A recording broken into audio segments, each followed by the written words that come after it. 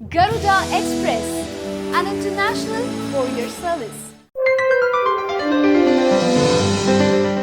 గోవా అంటే కేవలం బీచ్లు, పోర్చుగీస్ హౌస్, క్లబ్బులు, కాఫీ హౌస్, నైట్ మార్కెట్, చర్చులు మాత్రమే కాదు, అంతకు మించి చాలానే ఉన్నాయి.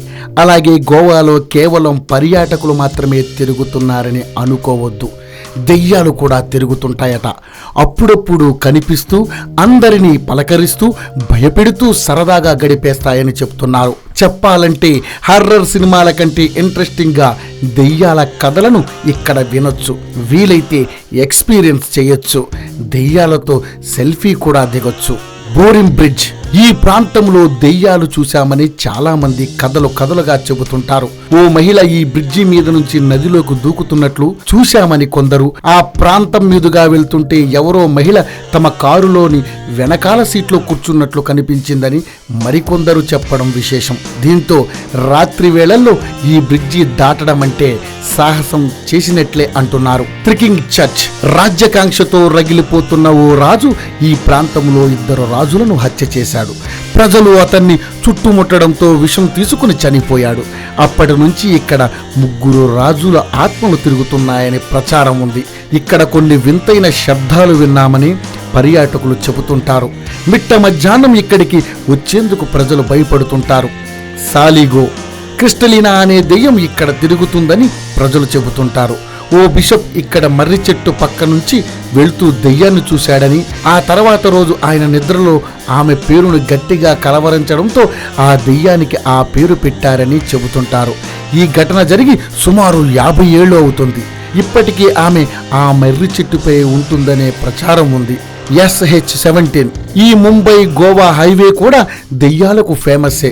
సూర్యాస్తమయం తర్వాత ఆ మార్గంలో ఎవరైనా మాంసాహారంతో గాని ప్రయాణిస్తే దెయ్యాలు వాళ్లను వెంటాడుతూనే ఉంటాయనేది ప్రచారం ఉంది. ఆ సమయంలో తమ వాహనాలు ఒక్కసారిగా అదుపు తప్పుతాయంటూ కొందరు తమ అనుభవాలను చెబుతుంటారు.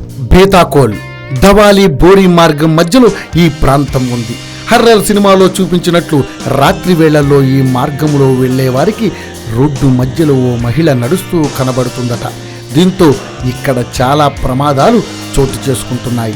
ఇగోర్చేం బాంద్, ఇక్కడ పట్టపగలు కూడా దెయ్యాలను చూడవచ్చని స్థానికులు చెబుతున్నారు. మార్గావ్ ప్రాంతంలో ఉన్న ఈ ప్రదేశంలో పగలే భయానకంగా ఉంటుందంటే రాత్రి వేళల్లో పరిస్థితి ఎలా ఉంటుందో అర్థం చేసుకోవచ్చు. మధ్యాహ్నం 2 నుంచి 3 గంటల లోపు ఆ ప్రాంతంలో పర్యటించడం భయానకమే అని హెచ్చరిస్తున్నారు. సెమినరీ ఆర్క్, ఇక్కడ ఓ మాజీ సైనికుడి ఆత్మ సంచరిస్తుందని స్థానికులు చెబుతుంటారు. పోర్చుగీసుల కాలంలో చనిపోయిన ఆ సైనికుడికి ఆ ప్రాంతం అంటే చాలా ఇష్టమట.